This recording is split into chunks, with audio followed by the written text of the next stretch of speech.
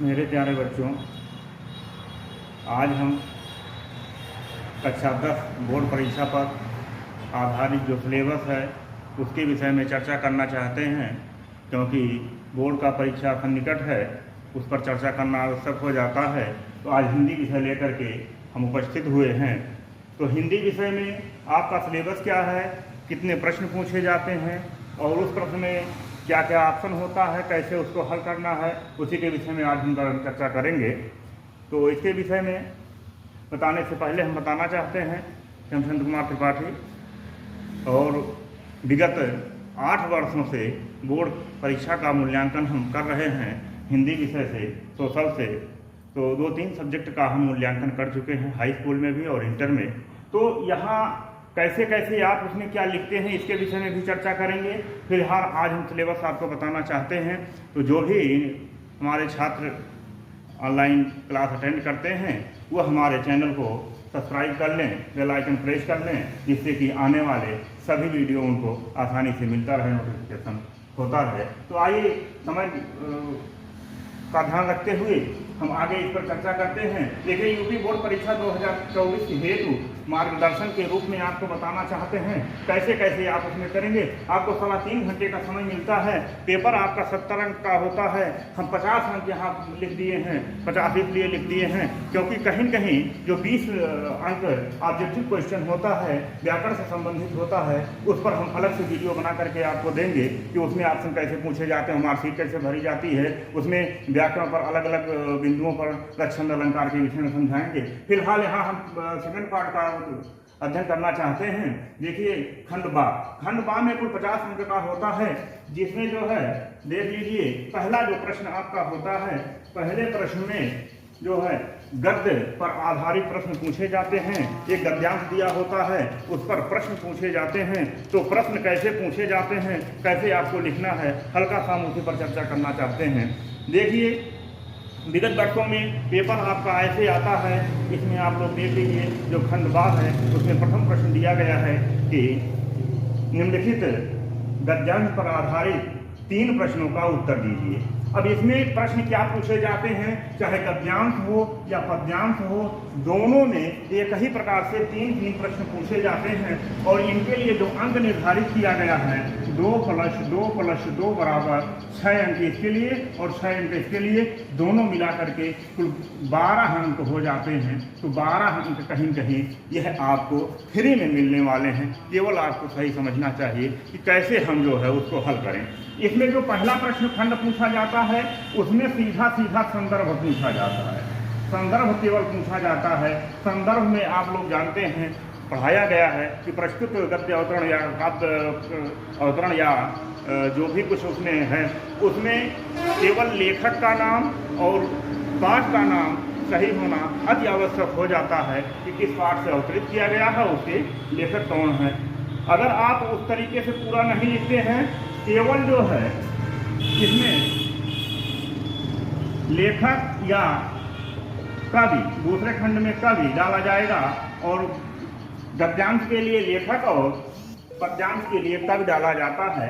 कवि का केवल नाम आप लिख दीजिए और पाठ का नाम डाल दीजिए, किस पाठ से यह अवतरित है। अगर अलग अलग केवल यही दोनों लिख देते हैं तब भी आपका 2 अंक बन जाता है। पूरा लिखने की जरूरत नहीं है कि हम प्रस्तुत गद्य अवतरण हमारी पाठ्य पुस्तक से लिया गया है, हम इसके रचयिता फला हैं, लेखक फला, ये ऐसे लिखने की कोई ज़रूरत नहीं है। सीधा जो है कवि का नाम और पाठ का नाम लिख सकते हैं, पूरा तब भी अंक मिलेगा। अभी हम आपको सॉल्व भी दिखा देंगे कि जो सॉल्व बोर्ड से आता है उसमें कैसे लिखना होता है, कैसे वहाँ से हम लोगों के मूल्यांकन के लिए आता है कि आप लोग पहले उसको चेक कर लीजिए, पढ़ लीजिए, तब उसके बाद कॉपी का मूल्यांकन कीजिए। वो हमारे पास मौजूद है। अभी हम आपको उसको दिखाते हैं कैसे कैसे लिखा जाता है। फिलहाल आज हम सिलेबस पर चर्चा करना चाहते हैं। तो पहला और दूसरा प्रश्न दोनों में पहला जो प्रश्न होता है वो हो जाता है कि लेखक या कवि या संदर्भ सहित जो है उसमें संदर्भ लिखने के लिए आता है, तो हम उसको संदर्भ अपने हिसाब से चाहे जैसे लिख देंगे, सही होना चाहिए। दूसरा जो प्रश्न होता है वो रहता है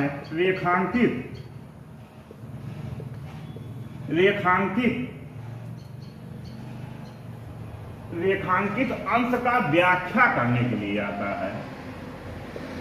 चाहे वो गद्य हो या पद्य हो, दोनों में अंडरलाइन खींच दिया जाएगा, उसी का व्याख्या करने के लिए आता है। आप कुछ भी व्याख्या में जो है उसी को अपने हिसाब में, अपनी भाषा में उसका विस्तार रूप लिख दीजिए, वही व्याख्या हो जाएगा। सबको इसमें पूरा पूरा अंक मिल जाता है जो लिख देते हैं। तीसरा प्रश्न जो होता है वो प्रश्न इसी के जो आपका अवतरण दिया है उसी से संबंधित होता है, तो कहीं कहीं उसके अंदर प्रश्न आप पढ़ेंगे और अवतरण को पढ़ेंगे, उसका उत्तर उसी में मिल जाएगा, तो आसानी से आप उसका उत्तर लिख सकते हैं। तो कहीं कहीं ये 3 प्रश्न आपके 3 दूनी 6 अंक आसानी से प्रदान हो गए, इसमें जरा सा जो है दिक्कत नहीं होगी। अब ये 6 नंबर का हुआ तो 6 नहीं हुआ, क्योंकि ये प्रथम और द्वितीय प्रश्न एक गद्य अवतरण एक पद्य अवतरण से दोनों से है, इसलिए ये 12 अंक का हो जाता है। तो कहीं कहीं आपका 12 अंक सेफ हो गया। 12 में से 10 बड़े आसानी से मिल सकता है, चाहे लेखक नहीं आ रहे हैं तब भी आपको 10 मिल सकता है, मिल जाएगा। बात करते हैं तीसरे प्रश्न की।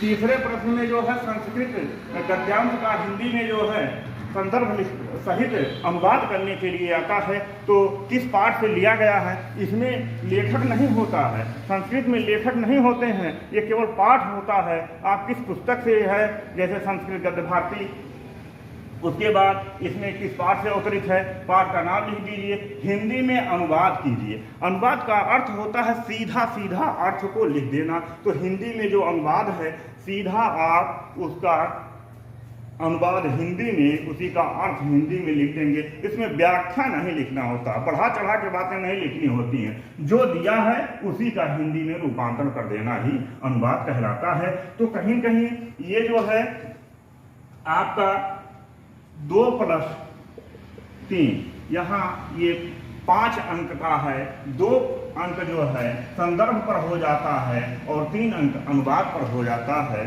तो आप आसानी से पाठ का नाम लिख करके और हिंदी में अनुवाद करेंगे, तो आप चाहे जैसे लिख देंगे।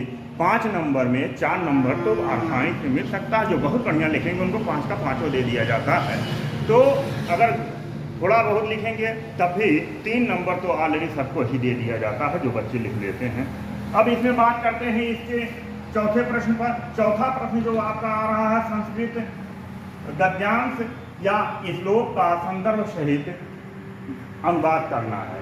अब यहाँ भी अनुवाद करने के लिए आ गया, पहले पैटर्न में नहीं था, अभी पिछले वर्ष से ये हुआ है। इसके पहले जो था उसमें क्या आता था, संस्कृत गद्यांश और श्लोक में अथवा लगा होता था, दोनों में से एक करना रहता था। लेकिन अब की बार पैटर्न बदल दिया गया है पिछले सत्र से, इसलिए आपको संस्कृत का अनुवाद गद्यावरण का भी करना है और श्लोक का भी उसमें आपका हिंदी में अनुवाद करना आवश्यक हो जाता है।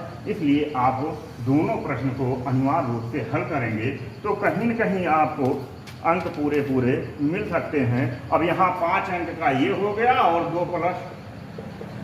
2+3 ये भी 5 अंक, और यहाँ दोनों 5-5 मिला करके 10 अंक आपके आसानी से 3 और 4 प्रश्न नंबर में मिल गए। अब बात करते हैं 5वें प्रश्न में। 5वां प्रश्न जो है आपका आधारित होता है किसी खंड काव्य के आधार पर।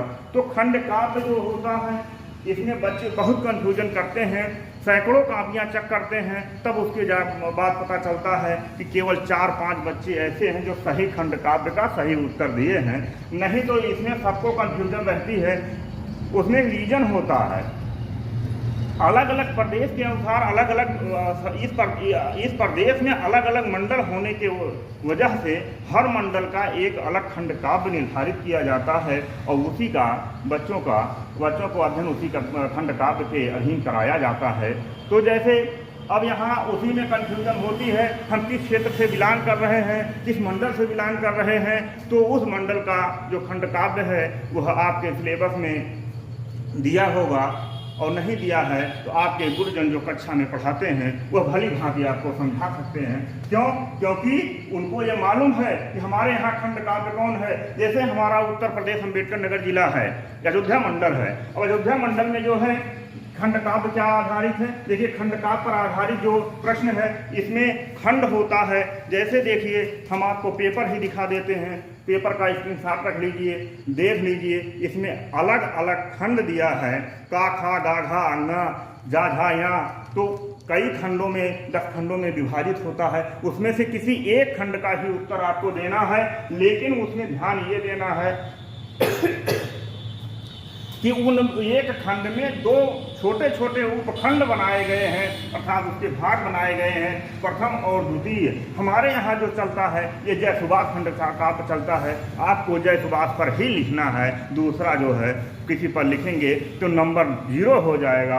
अगर मानवता बस कोई टीचर चेक कर रहा है, आप लिखे हैं तो मानवता बस अंक दे दे तो बात अलग है, लेकिन आपका वहाँ कोई अंक नहीं बनता है, क्योंकि जो खंड काव्य चलता है इस मंडल में उसी पर लिखन आधारित प्रश्न पर अगर आप हल करते हैं तभी आपको अंक प्रदान किए जाते हैं, नहीं तो अंक नहीं दिया जाता है। तो यह जो अंक है यह आपका जो है 3 अंक का होता है। 3 अंक फ्री में गायब हो जाता है ना जानकारी की वजह से। कुछ बच्चे ऐसे भी लिखते हैं कि पूरा खंड कव्वा का क्वेश्चन इसे उतार देते हैं, तो न इसमें हुआ ना उसमें हुआ, तो उसमें अंक नहीं दिया जाता है, काट करके सब 0 कर दिया जाता है, चाहे जितनी कापी भर डालें। तो यहाँ पहला खंड देखते हैं जो जय सुभाष का, एक चरित्र चित्रण किसी एक पात्र का। जब आप उसको पढ़ेंगे विद्या क्वेश्चन बैंक या किसी क्वेश्चन बैंक में जब पढ़ेंगे, उसमें पहला जो होगा एक चरित्र चित्रण किसी एक नायक का, किसी एक पात्र का चरित्र चित्रण पूछा जाता है।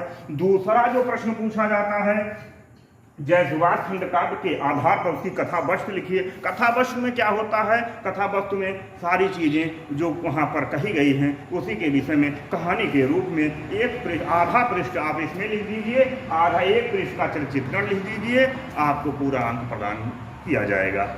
बात करते हैं अगले प्रश्न की। 6वां प्रश्न जो हमारा है, 6वां प्रश्न 2 खंडों में विभाजित होता है। 6 इसमें जो है जीवन परिचय लिखने के लिए आता है। अब यहाँ ध्यान देने वाली बात है कि एक लेखक का जीवन परिचय एवं एक रचना लिखना है। ध्यान दीजिएगा, बहुत इंपॉर्टेंट है। इसी में बच्चे कंफ्यूज हो जाते हैं, हमको कैसे लिखना है, जीवन परिचय कैसे लिखेंगे। तो एक लेखक का जीवन परिचय मतलब उसके जीवन का वृत्तांत जो है, कब पैदा हुए, कब मृत्यु हुई, उसके बीच में क्या क्या शिक्षा ग्रहण किए, कैसे कैसे उनका जीवन यापन हुआ, उनके जीवन के विषय में वृत्तांत लिखा जाता है, उनकी उपलब्धियां क्या है, सारी चीज़ें लिखी जाती हैं। अंत में एक रचना लिखने के लिए पूछता है और जो प्रश्न बनता है, जैसे तीन खंड इसमें देते हैं, किसी एक का जीवन परिचय लिखना होता है। हम आपको अगले वीडियो में प्रश्न वाइज बताएंगे कि कौन कौन लेखक या कौन कवि इम्पोर्टेंट है। केवल आपको 3-4 कवियों का नाम बता देंगे, आपको उसी में से एक प्रश्न परीक्षा बोर्ड में लिखा हुआ मिलेगा।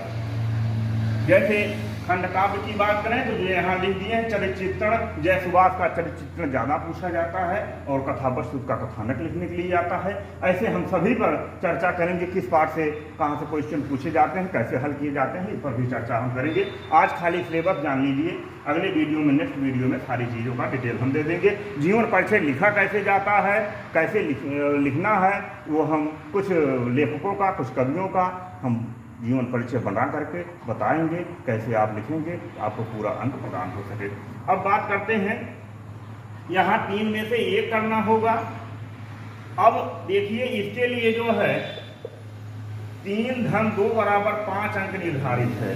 3 धन 2 बराबर 5 अंक निर्धारित है और खा खंड है उसमें भी 3 धन 2 बराबर 5, अर्थात इतना आसान कि टोटल जो है 10 नंबर आपका फ्री में जीवन परिचय में मिल रहा है। बच्चे क्या करते हैं, 20 रचना लिख देते हैं। जो एक रचना लिखना है, अगर आपको बहुत अच्छा लग रहा है 2-3 लिख दीजिए, बहुत सारा लिखने की कोई आवश्यकता नहीं है। अगर एक रचना लिखेंगे तब भी पूरा अंक मिलेगा और जब कई रचना लिखेंगे तब भी उतना। अब देखिए जो जीवन परिचय है उस पर 3 अंक, उसके जीवन का जीवन के विषय में जब आप वृत्तांत बताएंगे तो वहाँ 3 अंक है और जो एक लाइन का रचना है वहाँ 2 अंक है। कुछ बच्चे क्या करते हैं, जीवन परिचय उनको आता नहीं है तो क्या करें, छोड़ देते हैं। कुछ छोड़ना नहीं है, एक भी प्रश्न अगर आप छोड़ दीजिए है तो कहीं कहीं आपको वहाँ दिक्कत हो सकती है। तो बात हम करते हैं, सीधा यहाँ आ जाते हैं। ये 2 नंबर आप केवल एक रचना का नाम लिख दीजिए तो जो है तुरंत आपको पूरा 2 अंक तो मिल ही जाएगा जीवन परिचय अगर नहीं लिखे हैं। अगर जीवन परिचय लिख दिए हैं, रचना नहीं आ रही है, तब भी मिलेगा। किसी राइटर का एक रचना चाहे जैसे लिख दीजिएगा, हम बताएंगे वीडियो में, अपनी वीडियो में। ये दोनों में 10 अंक। बात करते हैं 7वां प्रश्न आपका है अपनी पाठ्य पुस्तक से किसी एक श्लोक लिखना है संस्कृत में, और उसमें ध्यान ये देना है कि जो आपके पेपर में आया है वो श्लोक कभी न दोहराएं। इसलिए आप लोग 2 से 3 श्लोक कंठस्थ कर लीजिए, उसको याद कर लीजिए, जिसमें कहीं त्रुटि ना हो। हलंत और विसर्ग सब बहुत व्यवस्थित उसमें लगाइए, क्योंकि वहाँ से अंक काटा जा सकता है। अगर आप सही से श्लोक नहीं लिखते हैं, त्रुटि लिखते हैं, तो त्रुटि में आपका अंक कट सकता है।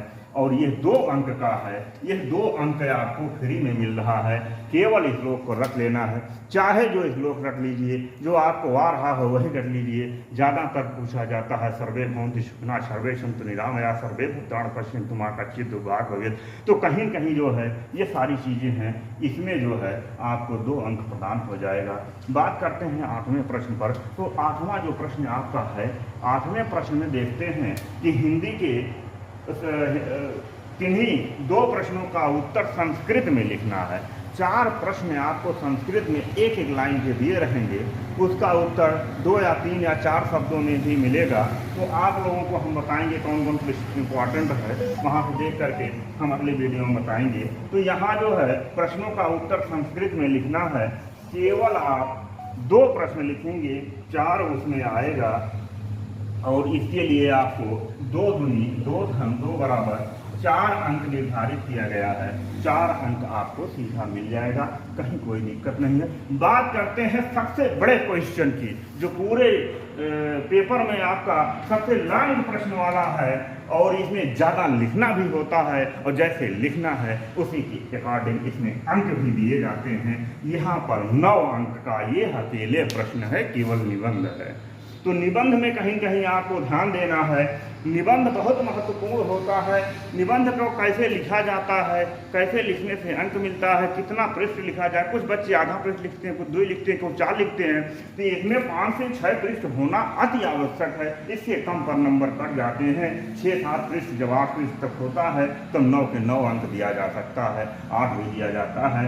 अब उसमें उसकी शैली पर निर्धारित होता है। शैली हम बताएंगे, प्रस्तावना कैसे आपको रूपरेखा कैसे बनाना है, प्रस्तावना क्या होता है, उसके अंदर क्या हेडिंगें डाली जाती हैं, किस प्रकार का होता है, तो उसमें हम अगली वीडियो में बताएंगे। लेकिन आज इतना अवश्य बता देना चाहते हैं कि जो आपका यहाँ निबंध है, ये है 4 निबंध हम आज लिख रहे हैं। 4 में से 1 परीक्षा में आपको लिखा मिलेगा, और 1-2 और हम बता देंगे। लेकिन इन 4 में से तो 1 परीक्षा में लिखा ही लिखा है।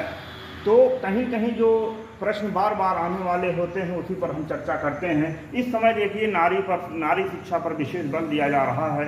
तो जो तत्कालिक घटनाएं होती हैं उसी पर आधारित निबंध दिया जाता है। तो नारी शिक्षा या नारी शक्ति पर जो है 1 प्रश्न आपका निबंध के रूप में देखने को मिल सकता है। पर्यावरण प्रदूषण का समस्या जो है बहुत दिनों से चल रहा है, आज भी हमारे पास विद्यमान है, तो ये भी इम्पोर्टेंट है। जहाँ जनसंख्या वृद्धि पर, पहले जनसंख्या वृद्धि पर आते थे, बीच में रोक दिया गया था, लेकिन अब जनसंख्या विस्फोट होने के कारण फिर जनसंख्या वृद्धि पर बार बार निबंध पूछा जाता है। इस समय स्वच्छता का अभियान बहुत तेजी से चल रहा है।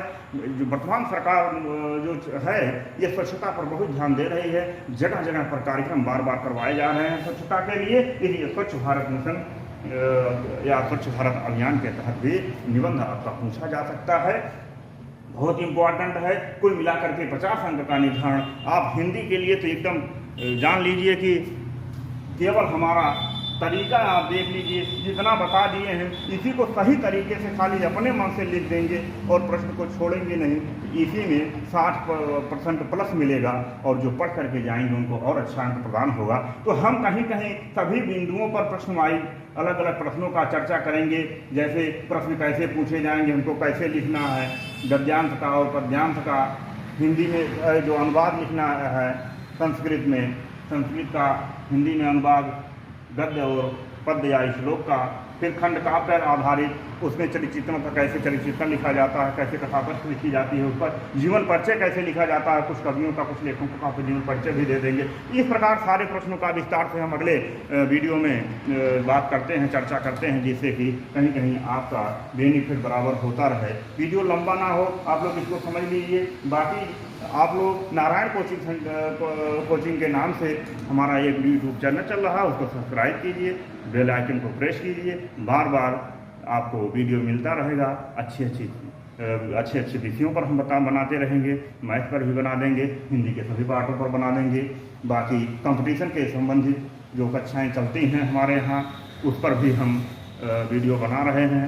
मैथ के लिए, हिंदी के लिए अलग अलग सब्जेक्ट का भी बनता रहेगा, जिससे कि आप लोगों को कहीं कोई दिक्कत ना हो। तो आप लोग अधिक से अधिक अपना खुद पढ़िए और दूसरों का भी उपकार कीजिए, क्योंकि अभी हम बताए हैं सर्वे भवन्तु सुखिनः सर्वे सन्तु निरामया सर्वे भद्राणि पश्यन्तु मा कश्चित् दुर्भाग् भवेत्। अर्थात हम कह सकते हैं कि सभी का कल्याण हो, केवल अपना भला नहीं सोचना चाहिए, सभी का कल्याण सोचना चाहिए। जब हम सभी का कल्याण सोचेंगे तभी हमारा कल्याण होगा, अन्यथा अपना कल्याण केवल करेंगे तो नहीं हो सकता है।